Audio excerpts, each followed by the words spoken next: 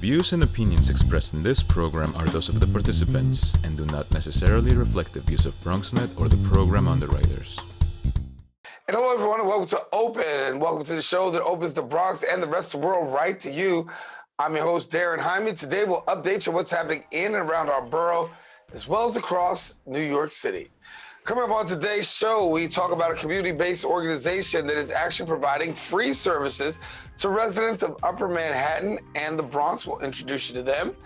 And then we'll discuss the shortage of preschool special education classes and what they're calling for, especially as students return back to the classroom. And then we'll learn about a not-for-profit organization that's serving over 10,000 older adults, caregivers, and other Bronx residents a year. And then we'll also introduce you to this year's upcoming Run the Bronx. We'll have more details a little bit later on in the show. And then finally, we'll speak with the board member of Tourette Association of America on his experience navigating life with Tourette's. So stay tuned, because all this and much more is heading your way. Right now, we're officially open.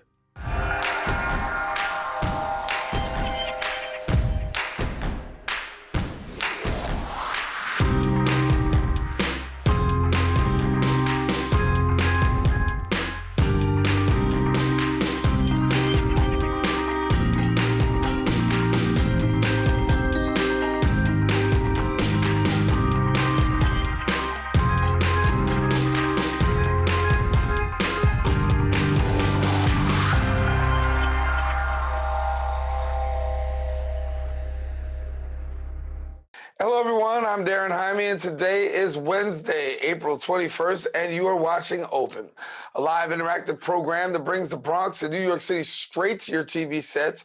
We want to welcome our viewers on Manhattan Neighborhood Network, as Open is also being broadcast live simultaneously on our MNN channel. We invite you to stay connected to us on our social media platforms at BronxNet TV and also on our website at bronxnet.org. Well, a lot has certainly been going on over the course of the past week. We'll take you through a couple of things with our Bronx updates.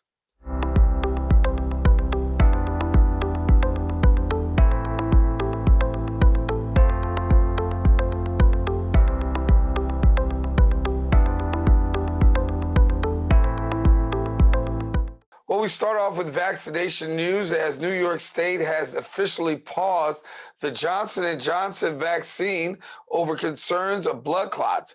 The pause follows the recommendations of the CDC as well as FDA officials. Now, agencies are reviewing data involving 6 reported U.S. cases out of the nearly 7 million doses administered of a rare and severe type of the blood clot in individuals after receiving the vaccine.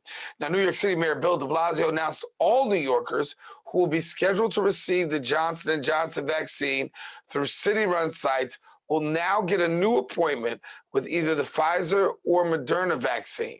Also in other news, Mayor Bill de Blasio announced the city will launch a Summer Rising program, which will combine aspects of summer school and summer camp. The program aims to cater to all K-12 students. Mayor Bill de Blasio says this ends summer school as we knew it. This is literally for every child who wants to participate. It doesn't matter if you've had challenges in school or if you're doing great in schools, you are welcome this summer. And the city's Department of Education will jointly run the program with the Department of Youth and Community Development. The pairing puts together the DOE's academic remedial summer school offerings, along with the DYCD's summer camps. Applications for the program begin on April 26th for K-8 students. Well, that's all the time we have for our Bronx updates. We do have more shows. Stay with us. Open's coming up right after this. We know that people are dealing with the health crisis, but there's also a lot of food insecurity. We're giving out healthy food options, and that's what's key here. If you're a senior, you have a disability, they'll actually deliver meals to you. The residents are anxious, they're worried, they're scared, and they want to be tested. When things were happening in our community and we couldn't get the help. There's almost a presumption of criminality that attaches to your skin color. The site will prioritize those who are at highest risk in the population. If you feel symptoms and you'd like to visit one of these COVID-19 testing sites here in the Bronx, you may call the State Health Department's hotline. Important to note about this site is no reservations are needed. This is a walk-in clinic. A lot of us are out of work and looking for something to do. We have the machinery and the skills to make large scales of these masks and gowns. Take care of your people. It's going to go way further than we actually can understand. Right now, employees like myself are just adjusting to the new reality. When taking public transportation, don't touch your phone. Carry hand sanitizer and use it immediately upon leaving the bus or train. Avoid touching your face. If someone is coughing or sneezing, move away. Wash your hands with soap and water as soon as possible. Limit contact with poles. If possible, avoid rush hour. Don't eat or drink on public transportation. Keep your bag off the floor or other surfaces. Avoid directly touching turnstiles. Stay up to date with the latest from your local health department and CDC.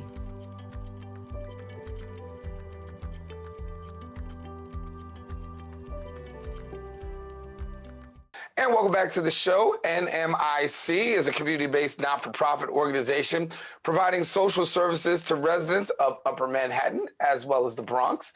Founded in 1979 and with over 100 staff serving New York City, their mission is to serve as a catalyst for positive change in the lives of people in the community on their paths to securing a prosperous future. Now, their clients move seamlessly to capacity building services through their holistic programs that are designed to support individuals and families as they develop the tools to transition from crisis to self-sufficiency. Joining us now to share more details is the executive director at NMIC, Maria Lizardo. And Maria, good to have you.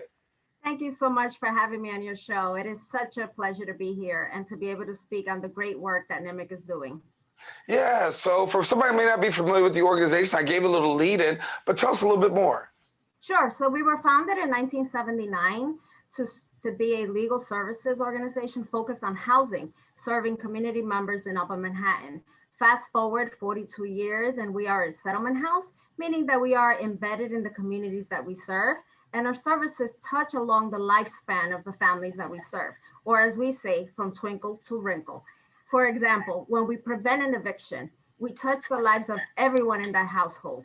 The abuelita who's had that lease for decades, to the grandchild that was born last week and is now living in that apartment. So our services really have impact across the lifespan.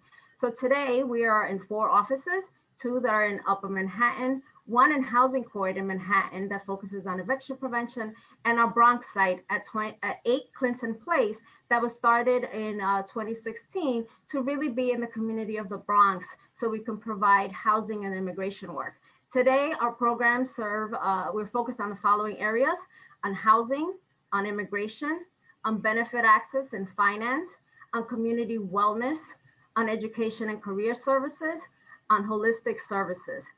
And so we are very proud to serve approximately 14,000 community members a year. And since COVID, our services moved to a virtual model, but we are still providing key services. So folks can reach us through our dedicated hotline and intake line that we started last year. And the number is 929-415-8745. And through the hotline, you can access everything that we do, including the food pantry that we had to expand in order to meet the increased need when it came to food insecurity. Yeah, well, let's talk about a couple of things that you have on the table here. We talk about legal services. Obviously, during this COVID-19 pandemic, we know that coming out of it after the rent moratorium, a lot of tenants are going to need legal services. Tell us about what you're seeing, what you're experiencing, your involvement with regards to legal services, and particularly that in regards to tenants facing eviction. So housing is a human right. And to us, providing eviction prevention and tenant organizing is key. In order for our community members to remain in the communities that they have lived in for decades, that they love, that they have their roots in, it is important that we provide eviction prevention and tenant organizing. So our eviction prevention services are focused on, having a paralegal, having an attorney, do the work that needs to be done in order to support that family. Whether it is a non-payment petition, We work with the families in order to access benefits that they're eligible for in order to be able to pay the rent. It may be a holdover proceeding where the landlord is working to get the family out. And so we also put in the work to make sure that that family remains housed. And our tenant organizing really focuses on making sure that tenants know their rights, that they have the education they need in order to stand as a collective and take on the landlord. And so we're seeing that, tenants are being harassed. Landlords are seeing this as an opportunity to evict folks so that way they can bring in new tenants and start increasing the rents. But we're not gonna allow that. And so during COVID, we did see a pause due to the rent moratorium, but we know that folks have not had the income that for a year. And so they are behind on their rent for a year. So we applaud the state that allocated $2.4 billion for rental assistance. We're still waiting on the state for guidelines on how that money can be allocated to tenants who are gonna need it to pay their rent for the past year. But we're also gonna have to do a lot of work for tenants who are not eligible for this rental assistance as landlords begin to start the eviction process, as housing court opens up again. But I wanna be very clear that our work to fight to make sure that our community members remain in their homes, remain in their communities is going to be key to secure our community members. Yeah, it's going to be key. I mean, when you think about what's going on right now, keeping people in their homes is going to be the priority. But we know that after COVID moves past a little bit further, we can certainly experience more with the high rates of evictions. You mentioned about the food and food distribution and being that food pantry. What have you seen as far as your organization in terms of dealing and the increased need? Well, prior to COVID, we knew that food insecurity was an issue for some of our community members. And that's why the benefit access work is so important, making sure that we connect folks to SNAP, food stamps, as is commonly known, or cupones in the community. So that work is really, really key and needs to continue. And I know the federal government has expanded the amount of funds that people will now get under SNAP. So that is really key to meeting some of the food insecurity needs. But we also saw that people didn't have food to put on the table at the end of the day when they lost their jobs, where many of our immigrant community members and many of our community members work in the service industry. And those were the first ones that closed, the beauty salons, the restaurants. People have been unemployed for a really long time. They may be back at work now, maybe at a reduced capacity. So food insecurity is a big, big issue. We used to run a food pantry with our partner, the West Side Campaign Against Hunger, where they brought in a mobile truck once a month to feed 125 families. During COVID and starting in May of 2020, we had to expand those services and do it on site where RISCA drops off the food here. And through our staff and volunteers, we were able to mobilize. And today we serve 300 families a month. We've distributed over 80,000 pounds of food. We even distribute pet food because we were seeing that some of our community members, they love their pets. Their pets are their family. And we don't want them to choose between feeding themselves or feeding their pets. So through a partnership with the ASPCA at first and now the Hungry Pet Project, we've been able to feed over 300 pets a month. So this is really incredible. So food insecurity is something that we will continue to battle because it is unconscionable that in 2021, New Yorkers, anyone in this country should be going to bed hungry because we don't have the food to get it to them. Yeah. In addition to talk about the food insecurity, I want you to share a little bit about healthcare. We got a few more minutes left, just a few more minutes, but I want to talk about healthcare. When you talk about the issue of healthcare, recognizing there's this disparity in healthcare, particularly in the borough of the Bronx, one of the unhealthiest borough and the unhealthiest county in the state of New York. Talk to us about that.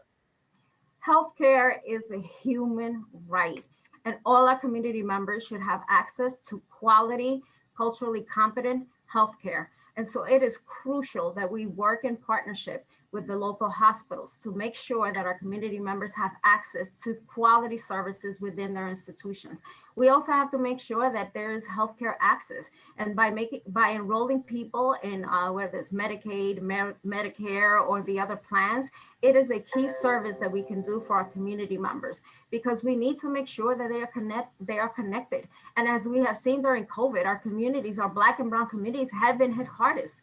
Why? because we have, a bunch of healthcare issues that we need to address, whether it is diabetes, hypertension, heart problems, and it's all been exacerbated because of COVID, and we have died at a faster rate. So it is really important that we put in the work to do the preventive care, to make sure that our community members are healthy. So the next time there's any kind of pandemic or health crisis, our community members are better equipped to deal with it, not only physically, but that they have the resources in place that they can navigate. And so that way they also have access to the quality care that they deserve. So for people who want more information, how they get connected to you? So right now you can call us at our general number, which is 212-822-8300, and that you can reach out to us for both services in Manhattan and the Bronx. We also have our intake hotline, and I'll give you that number again, which is 929-415-8745. I also want to add that we're doing work around vaccine access, because we know that our community members, it was going to be a challenge to navigate the online systems. And so we are operating a hotline dedicated to connecting folks to appointments at the Armory, at the New York Presbyterian Armory vaccine site.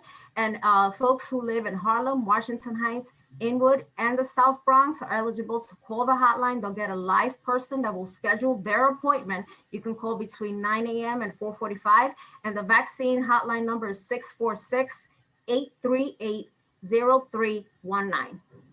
Maria, thank you so much. Some helpful information. Thank you for the work that you're doing to enhance the community, and much needed, especially during this time in this season. Maria Lizardo, thank you so much for being with us. Thank you for having me.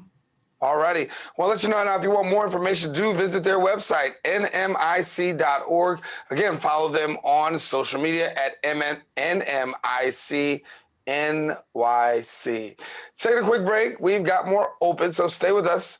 We'll return right after this.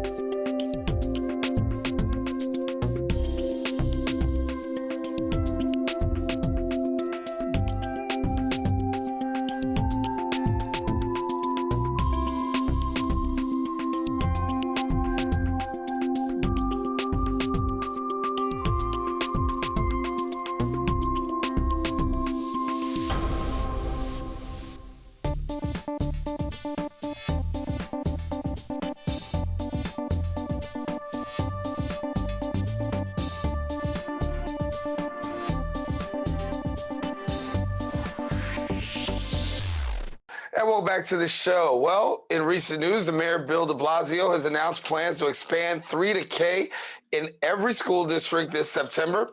Still, the city is falling far short of providing preschool special education classes to all children who require smaller classes with trained special education teachers.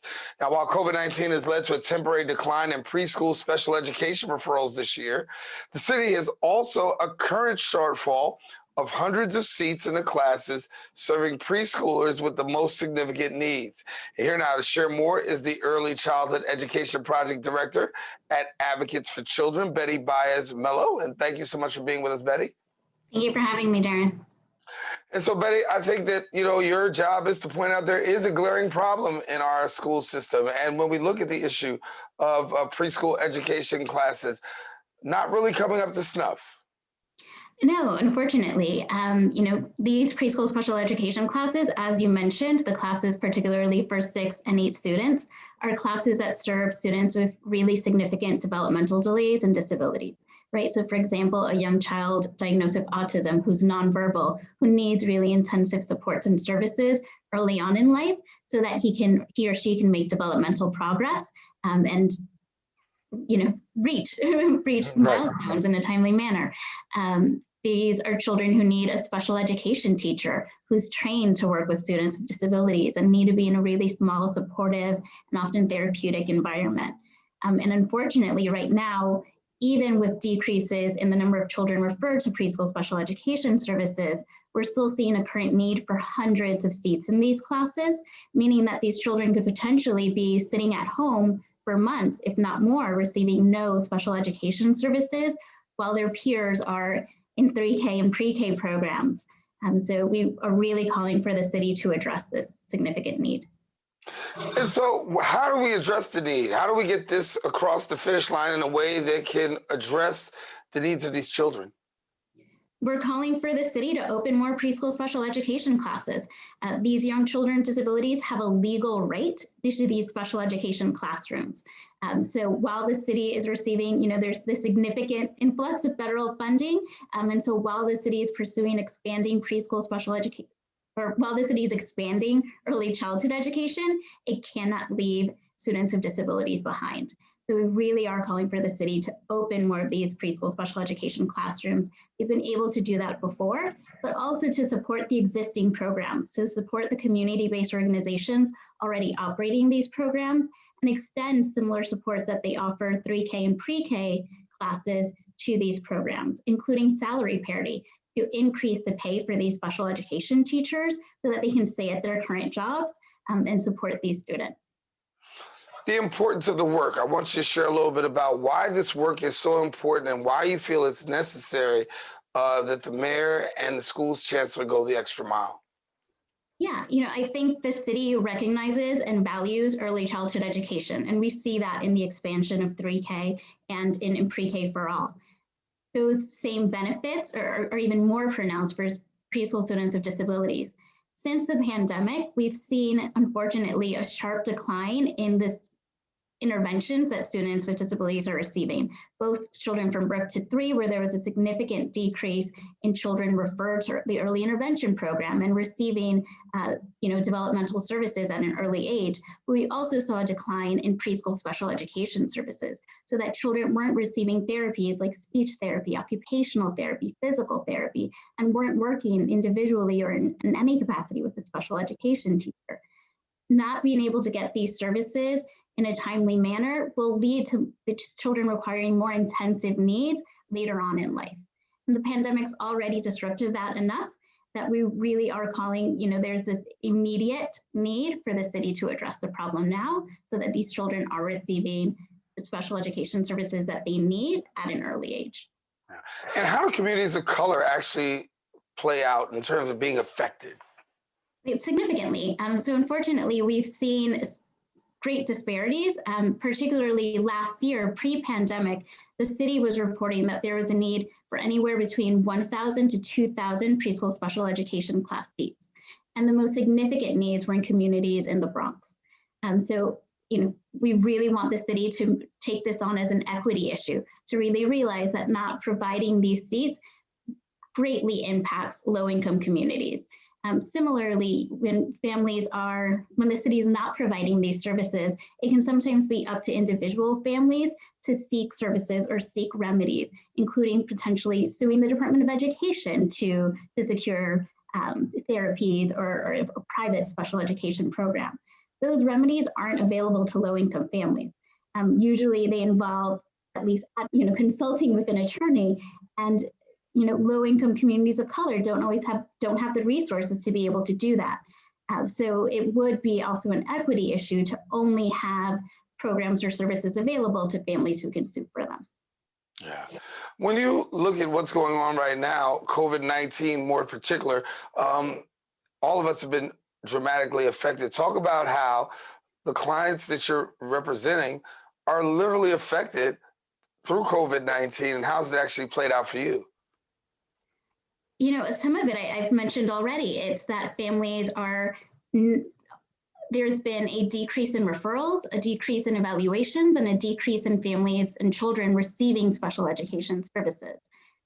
Even the families who have access to these services, who are already, had an education program in place, the use of teletherapy or remote services over the last year has had a significant impact. Very few programs have been able to offer all day in-person special education services to young children. And some therapies are very hard to deliver through an iPad or through a computer. So for example, when we talk about physical therapy or occupational therapy, where usually it's an individual one-on-one service where therapist is, putting a crayon in that child's hand and helping them hold a crayon, be able to color, to write, or is physically guiding them to teach them how to go up and down stairs. Those therapies don't translate well to remote services.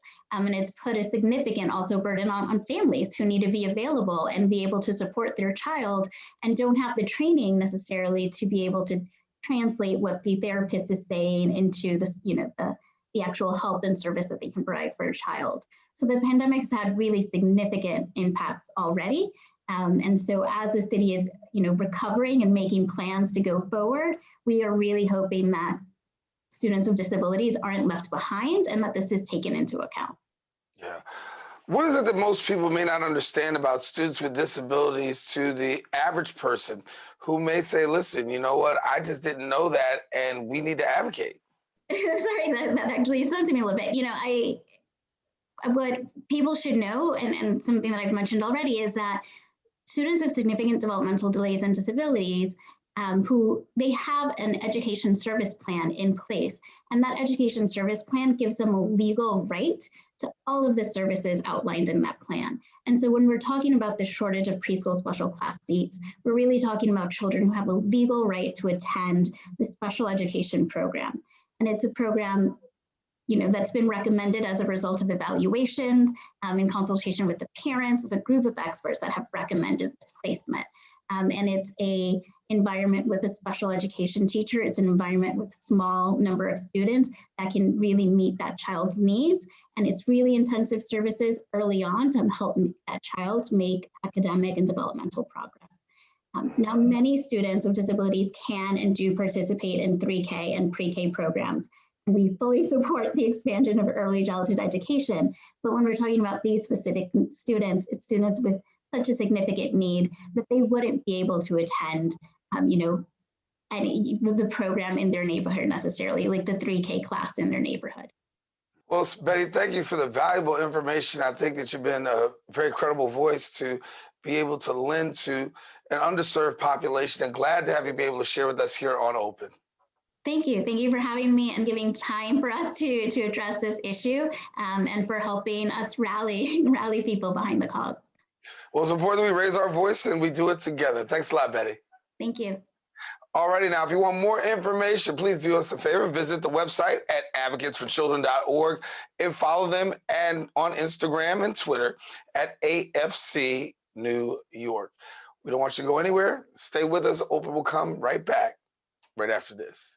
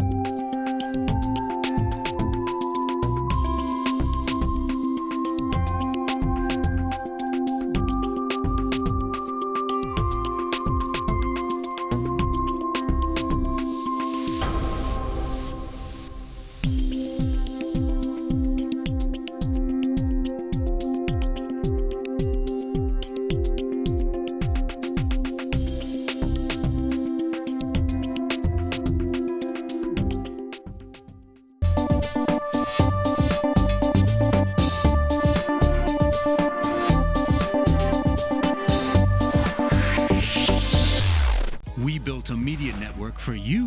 BronxNet TV. Come learn in your new state-of-the-art studios at Lehman College. At Mercy College. And coming soon to the South Bronx in the Hub. Inspire with your stories, culture, history. Your Bronx on BronxNet. Engage with us. Connect with us at your channels and at BronxNet.tv. Learn Engage, inspire. BronxNet TV. From the Bronx to the world. BronxNet. And welcome back. Well, since 1980, Neighborhood Self-Help by Older Persons Project, better known as SHOPP, is a not-for-profit multi-service agency that's serving older adults through a full range of community-based services as well as programs, promoting mutual aid within informal support systems and empowering older adults. The organization believes older adults are capable of helping themselves and others improve their capacity to deal with the physical, emotional, social, and financial challenges they face as they age. Joining us now to share more details is the Deputy Director of Neighborhood SHOPP, Tynisha Rodriguez. And Tynisha, good to have you. Thank you for having me. So happy to be here. Thank you. So for somebody who doesn't know, and you can put it probably better in layman's terms about the work that you do with Neighborhood SHOPP. As you mentioned, our mission is pretty much aimed at keeping older adults and caregivers safe, engaged, informed, and supported. We really have been a pillar in the Bronx community for 40 years, something that we really take pride in. We believe in the self-help mutual assistance philosophy, which is translated into 13 different programming, which assists older adults, caregivers, and the disabled of all ages. And when we talk about programs that you have to offer, I know that there's a variety of programs that you have. And being that caregiver, one of those programs you have is really looking after seniors through friendly visiting. So share with us a little bit about the friendly visiting. So with our friendly visiting program, we really try we've made very diligent efforts to increase our volunteer efforts, and it's attached to our case management program, which deals with a lot of planning and coordination for the homebound elderly. We really try to combat social isolation, in which, especially during COVID, right, whether you had family or not, you were isolated during this pandemic. So we have really increased our volunteer efforts, and we really have been great with that. And in honor of April, it's National Volunteers Month, we were not able to conduct as many wellness calls without our volunteers. And it really has been an all hands on deck for us at SHOPP, which we really are happy about, really proud of, I should say. Well, talk to me about the issue when you have seniors, you have those who've been socially isolated, emotionally isolated. But I know that you try to do something in terms of bridging the gap and providing services for that social emotional balance that's much needed, particularly in that demographic. So in terms of how we assisted them, we have made over 60,000 wellness calls and made connections to their medical, to mental health support, and really walk through the journey with them. And really just socialize. It's really an enriched experience for not only for the senior, but also for the volunteer who is very passionate of the well-being of that older adult. It's a weekly call for 1 hour or more. And we have really been able to match over 50 seniors with a volunteer. We really have a great group who are very dedicated and passionate with making sure that our older adults are safe and really engaged and informed. You know, even right now with the vaccinations, providing education is key, and our volunteers help us with that. So for those people who don't know, a little bit more about the whole COVID-19, how has it actually affected the work that you do? Because you're providing these services, you're being in touch, you're being connected, but yet and still, we know that COVID-19, it's been a place where we can't do that. So how have you been able to bridge that gap? So with SHOPP, since the start of the pandemic, we had to pivot from in-person service delivery to remote services. So our frontline workers had to immediately develop strategies to engage and train seniors on technology. So SHOPP developed an agency-wide platform known as SHOPP Virtual Connections. So if we offer, let's say, a health and wellness virtual programming from one of our older adult centers, we then share that programming with, let's say, the homebound elderly, in which we normally wouldn't have done if we were providing in-person services, because you would have had to be known to either program. we had to really, conduct surveys and identify the needs and look for grants. Right now, we're able to provide tablets with a data plan, and we're really trying to capture as many seniors as we did providing in-service. We're trying to capture anyone in the Bronx, I should say, and keeping them engaged, because that's what we're about. It has not been easy. We also had to address food insecurity. So right now we've partnered with the Farm Share Common Pantry, which is delivering local produce to one of the developments where one of our older adult centers is located. And again, we had to address the whole social isolation, in which, again, it has really been all hands on deck. And right now, our older adult senior centers have been hosting vaccination sites. We're trying to get as many people vaccinated so that we can go back to whatever our new normal is. Yeah. I know that you rely a lot and heavily on the work of volunteers. You talked about those volunteer calls. How does a person get themselves involved as a volunteer, and what's required? So you have to be 18 years and older. And there is a background check. However, right now, because SHOPP is 100% remote, right now it's just weekly calls. So if anyone is interested, I would encourage them to visit our website at www.nshop.org, and you would find the application. And you would find more information of how to apply, but we certainly we need as many volunteers as we can. We believe it takes a village, and it's a very vital service. And again, right now, it's usually done in person. It was an actual visiting program.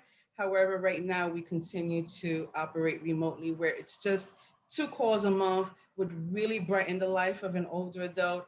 And it's such an enriching experience. I can't express that enough. So I want to before we get out of here, get an opportunity to share with our viewers a little bit about New York Connects. I don't want to let this segment leave without you having an opportunity to talk. Great. So New York Connects is a state-funded program, which I like to call that trusted place where it would assist you with finding long-term care information. So it's pretty much it serves as a single point of entry for long-term care for the disabled of all ages. And it's, think of city and state complex systems where a lot of people hit a roadblock, or you hit a busy signal, or, it just gets so frustrating where you give up. And with this vital program to the community, you will be assigned to a trained specialist who is willing to hear what the issue is and would, provide the necessary assistance and would follow through. We would not just provide information, not making sure that there's an actual connection. So it is a state-funded program, and it's your go-to place to find long-term care information, where it's not just for the disabled of all ages. We welcome professionals looking for community resources. We really want to bridge that gap and keep the community informed. Not a lot of older adults and their families know about what they're eligible for. This is that place where even if you just have a question, that I would welcome anyone to call. Tynisha, we got to leave it there, but thank you so much for being with us here on the show and sharing a little bit about the work that you guys are doing. Certainly, in providing services to the most vulnerable population is very needed in this society and this time, and you guys are doing it. Thank you so much. Thank you for having me. All righty, now for more information, we encourage you to visit their website. And after you visit their website, go ahead and find out all that you need. We're taking a quick break. We'll be back with more show coming up right after this.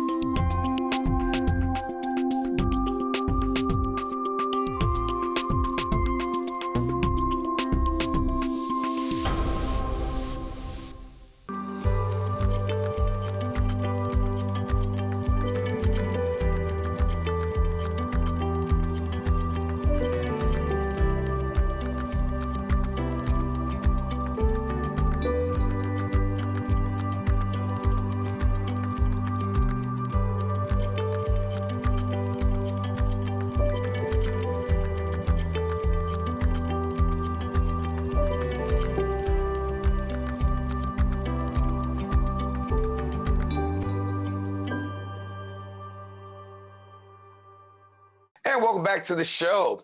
Bronx Community College will be hosting the 43rd annual Run the Bronx. The run is a community health event, including 10K and 5K runs, as well as a 2-mile fitness walk. Now, Run the Bronx attracts over 2,000 participants annually. However, unlike the previous runs, this year will be different with a very special touch. Here to share a little bit more is one of the founders of Run the Bronx, the Honorable Joe Ramos, and coordinator for Run the Bronx, Robert Whelan. And good to have you both here with us on the show. Thank you for having us. Thank you for having us. Thank you. And Robert, I'll start with you. Usually, as we said, we'll be running the Bronx, but this year, something a little different. This year, we are going to go virtual. Because of the COVID and everything that's associated with that, we cannot start and end on the campus like we normally do. So we decided to go the virtual route, which now extends the run by a week. Normally it would be just on the first Saturday in May. Now we're extending it all the way to May 9th. To run on their treadmill, the park, their bike, at home, the gym, wherever they want to run. And then you just upload the times and they get credit for it. Joe, this is an opportunity for people to come together and talk about the event as a whole. As an alumnus, what does this event really signify? You know, first of all, I would like to thank you for all the support that you have given us throughout the years. And because of your support and the publicity that we have received from your video shows and your program, you know, more people have learned about our activity and have joined our event. So thank you very much for your support. Well, what this event signifies is how we were able to bring people together in this borough more so than any other institution in the city of New York. When you look at our event, you see a diversity and a tremendous rainbow of people from all over now. Now, just 2 years ago, now we started getting international runners coming to the Bronx. But most important is the fact is that we opened our gates to the people of the Bronx, and we have everybody from the very young to the very, very old, and well, not as old as me, but coming to Bronx Community College and looking at our beautiful institution, which is a landmark in the city of New York. So every time I go there and I see all these people together, it really, really makes me feel like we've accomplished something and we are following with Roscoe's wishes. Yeah. And when we talk about Roscoe, we're talking about Roscoe C. Brown, the former president of Bronx Community College, also a board of director here at Bronx Net Television, and one that is actually instrumental and very responsible for me actually having my career here at Bronx Net Television, encouraging me and telling me to stay where I am. And so we always remember Dr. Roscoe C. Brown. Listen, Robert, talk to me about this. In addition to this just being a run, it's more than that, because when you look at the borough of the Bronx, a lot of health challenges, a lot of things they have to deal with, but this is also an invitation to healthy living. Yes, one of the first things that Roscoe did when he started the run was he wanted to find a way to promote health in the borough. The original thought that he had was to run around the campus, and then a conversation between Joe, Roscoe's son Dennis, Professor Skinner, the other founder, was let's expand that to the borough itself and move into the community. So it started out as a 10K. We started adding the 2-mile fitness walk just so that people could get started. And in 2010, they added the 5K. So it's been a continuous promotion of health. Well, if we were live, we'd also have a health pavilion and a run pavilion on campus with information about healthy living, blood screening, cholesterol screening, diabetes, things of that nature that we'd be able to promote to the community. Awesome. And Joe, when you think about those who participate, and you see, as you said, from the youngest to the eldest, give me a little bit about what the atmosphere is like for those persons who actually participate in this. You know, you have to be there to really witness how people come together, people talking to one another. People who normally pass each other in the street here at Bronx Community for the event, everybody's talking with everybody. Not only that, but they develop friendships and they've developed all types of relationships that they don't normally do out in the street. And that's what really brightens my day. When you see all these people talking to one another, no matter what you look like, everybody is coming together as one. Beautiful. So, Robert, let's give our viewers an opportunity to get it to become a part. You know, if somebody's saying, listen, I want to be a part of this, what can they do? They can sign up. We have our website, which is Elite Feet. So they're going to be doing the registration for us this year. You can see behind me, there's a QR code. They can scan that code. It'll take you directly to the site, and they can register to be on a part of our virtual run. That's awesome. That's awesome. And so what about those? How do you determine winners, and how do you determine who's going to win in this virtual run? Unfortunately, this year with virtual runs, the way they've all managed, the way we've seen them all been managed, it's on the honor system. So unless we have a set timer and a set description, we are not doing trophies this year. Everyone will receive a medal. Everyone will receive a gator / a buff for their participation, but there will be no technical winner. Technically, everyone's a winner who completes the 5K or 10K, because I'm not running a 10K. Right. But I could do a 5. So everyone's a winner with our run. So, Joe, this is honestly the year that I can actually come in first place? Yeah. Yes. Yeah. Well, it's good to know that. I mean, honestly, it's on the honor system, but truly, you know, to have people to be able to participate, even though it's virtual, still speaks a lot. And so to have those that are connected and wanting to run means a lot to, you know, yourselves, and then also to those who actually participate. So how long does it take for you to actually get your runners and put all this together? With the runners, they have their set time to do the run. The hardest part for us is making sure that everything is in order, and everything right now is in order. We're set. We can run tomorrow if we wanted to start. So we're ready. It's just a matter of getting more people signed up, more people registered, and more people running. Let's increase our numbers and make sure that the Bronx is as highly represented as it can be. Well, I want to tell you, Robert, Joe, thank you so much for being with us on the show, hoping that the virtual run will be a tremendous success. We know it will. We've done it before, we've done the run before, but doing it virtually, we believe that it'll be a great success too. Thank you guys so much for coming and being with us here on the show. Thank you for having us. Thank you. Thank you very much. All right, Joe, good to see you. Now, listen, if you want more information, if you want more information, you can visit the website at bcc.cuny/run the Bronx. Let me say it again, bcc.cuny.edu/run the Bronx. Well, we encourage you, please don't go anywhere. We do have more open. We're coming right back right after this.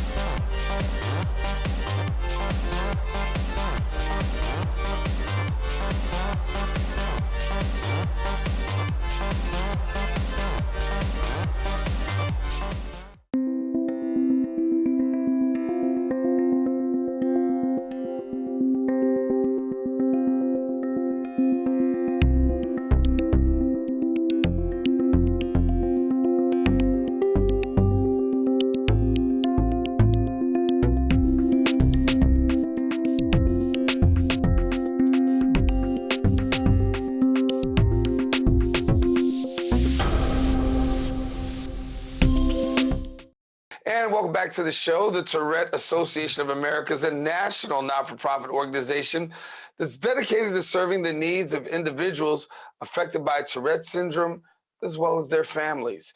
As the only national organization serving this community, the Tourette Association works to raise awareness, advance research, and provide ongoing support to patients and families.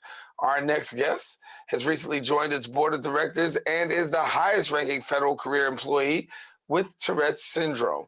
Joining us now to tell us more details is the board is the board member of Tourette Association of America, Jerry Gidner. And Jerry, good to have you. Hey, nice to be here, Daren. Thank you. And thank you for taking the time to share with us a little bit about, for somebody who may not be so familiar with Tourette's, give them the definition of what exactly Tourette's is.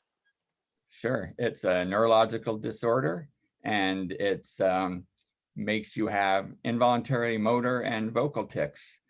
So your body moves in ways that you can't control or makes sounds that you can't control. There is no cure. There's some medicines for it that may or may not help depending on the person, but also come with some side effects.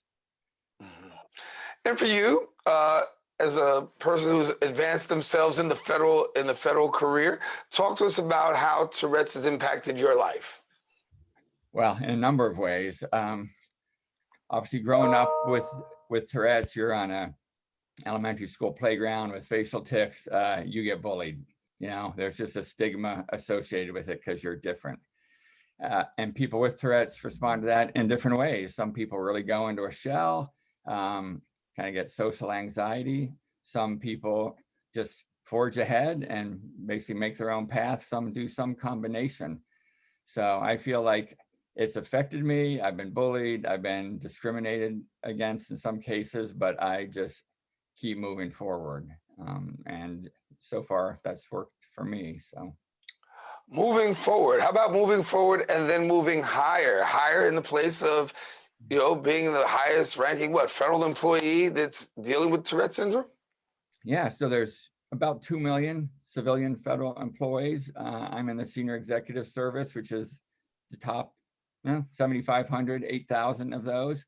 Obviously, I don't know everybody in the senior executive corps across the whole government, but I don't know anybody else at that level that has Tourette syndrome. So I'm claiming that mantle. If somebody else is a fellow traveler, I'm happy for them to come and walk along with me on that. But I just realized probably recently that I might be the highest ranking, and I just know there's a lot of people in the federal government who have Tourette syndrome or otherwise different somehow, and I just want to be use my position on the board and as a mentor to people in the federal government to be a role model and somebody to talk to who has reached the highest levels for people who are coming up and maybe having a difficult work environment, and see if I can help them with that.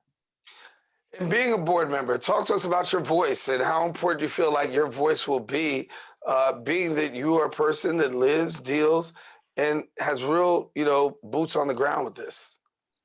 Well, I think I'll have a pretty big voice on the Tourette's Association board. A number of people have Tourette's or have family members or are involved in research, so it's great that way. It's you're not going to stand out having Tourette's on that board.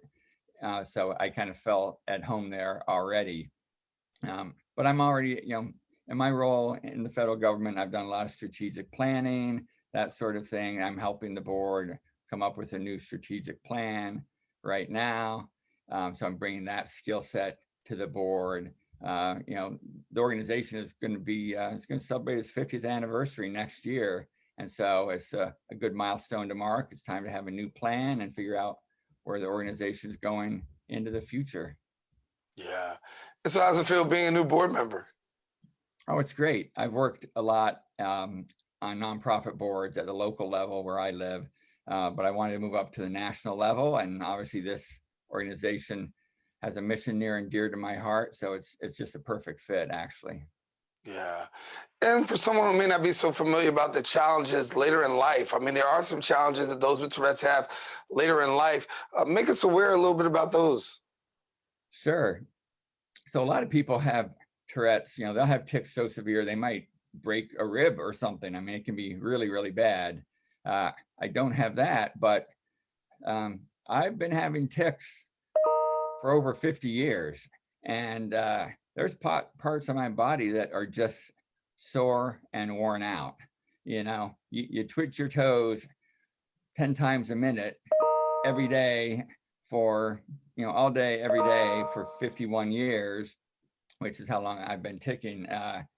You know, your feet hurt. Let me just put it that way. So you can have really, and I don't think it's been really studied, but you can have severe chronic muscle and, you know, issues from this. There's a lot of comorbids. People with Tourette's often have OCD, depression, anxiety. I've had to deal with some of those myself.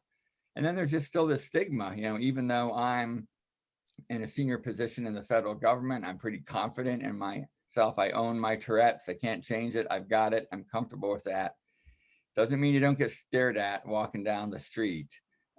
So there is definitely a stigma, and there's definitely can be discrimination about it, even as an adult with it. So it's not an easy road. On the other hand, Tourette's has given me so many leadership gifts. It's the empathy, the kindness, the ability to see patterns for planning, the thick skin. I'm a much better leader with Tourette's than I ever would have been without Tourette's. So Tourette's is, it's difficult, but it's in many ways, it's a gift. Mm-hmm. And for people who want to know more information, I mean, families who want more information in terms of how to support someone with Tourette's, what advice would you give? Go to the Tourette Association of America website, tourette.org. There's webinars, there's support information, there's a big virtual conference coming up in May that's free. And the amount of programming the organization does is just amazing. And you can find out about dealing with schools. There's also chapters and support groups all over the country where you can meet with people who are local to where you are, hopefully. There's lists of doctors who might treat Tourette's or different places you can get therapy. So that would be my first advice. Go to the organization's website, tourette.org, and start there. The staff is great, and the information there is wide-ranging and really good information. Dre, thank you so much for being with us, and want to congratulate you on your perseverance and also your achievement. I mean, you're definitely an inspiration to a lot of people, but thank you for taking the time for being with us here on Open. Thank you, Daren. It's my pleasure. All righty. Well, listen, if you want more information, please visit the website at tourette.org, and then also follow them on Facebook and Instagram at Tourette Association. Well, unfortunately, we come to the end of our show today. I want to thank all of our guests for joining us, and most of all, you, the viewer, for tuning in. Now, if you missed any part of today's show, you can catch the recablecast on Bronx Channel 67. If you have Verizon Files, that'll be Channel 2133, or anytime on the web at bronxnet.org. If you're looking for a brand new episode of Open, don't forget, come back on Friday morning. My girl, Rita Valentine, will have arts, entertainment, some COVID-related information, and the things that you need to know right here on Open. For all of us on the set of the show, thank you for watching. Until the next time, take care and God bless. Daren, Jaime saying, see you later.